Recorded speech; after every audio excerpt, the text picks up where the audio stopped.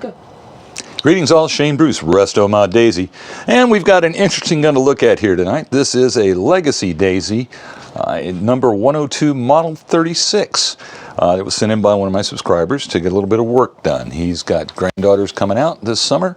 He needed to get his old BB gun out of the closet, get some new seals in it, maybe put in a spring, maybe put in an overbore air tube, depending on what we can get the little guy to do. So he'll be ready to shoot with the girls later this year. Well, we brought it in and discovered it did have a problem. The compression cup has a giant gash in it. Now, I've never seen this happen before. I mean, it looks like it was sheared when it was installed, but the end result was that the gun would not make any power. It would launch a BB maybe 15, 20 feet, no velocity, no carry, no thrust. And as you can see, it's an older style seamed air tube with a round pin. So the first thing we did was take it apart. Well, actually, the first thing we did was see if it worked. It did not. So we took it apart and we did some testing with it. I was thinking 102/36, power is not the objective, ease of shooting is the objective. So I slapped a Red Ryder mainspring in it, a standard seamless air tube, and ran some tests on it. Ran around 215 average, not bad for the age of the gun.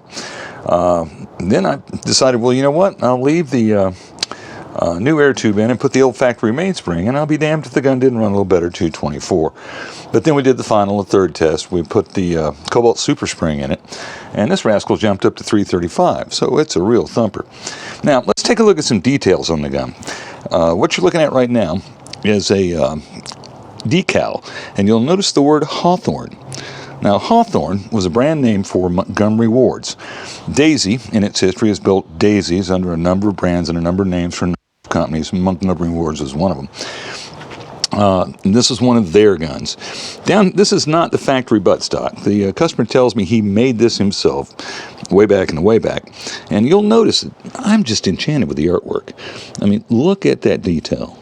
I mean, that's a guy taking a point and pushing it into what appears to be oak and making this an image, an actual image, a Red Ryder. Let's flip it over to the other side, because this is where I'm really intrigued. On this side of the buttstock, we can see that Dad 91 is visible, but look at that Indian on that horse. To me, that looks like art that I've seen on Plains Indian shields and other items. Not that I'm a big fan of Plains Indian art, but I've seen my share of it. And especially the way the buffalo is constructed. And the arrows sticking out of the buffalo, you can see the fletches on it. Very detailed work, all point work, all scribe work, just great work. That's what makes Legacy Daisies so great. Now, this particular gun, let's get the roll stamp up, is a Rogers, Arkansas gun. Let me see if I can get this level enough so the camera can see it. It's got the old style Daisy script, so it's a post 58 gun, because that's when they moved to Rogers, Arkansas. And you see the number 102 Model 36. Now the gun does have a registration number, or register number, and you'll note the number is 1472965, or is it the letter I, 472965? Okay, no, it's one thing. Let's come down. Well, I'm just telling you that there's a they quit using the letter I because the die set. Or is it a T? Is it a T? No, I don't see a T in there. Dog, I don't know.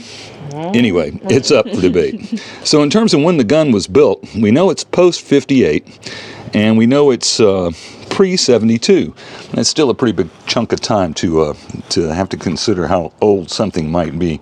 And in this particular case, it's not necessary to do the research, because the customer got this gun when he was 9, so he knows when he bought it. Mm-hmm. Yeah, and he bought it at a Montgomery wards somewhere in the Midwest. It's got the plastic forearm. The gun shoots really straight, and because we've upgraded the compression package, has quite a bit of power.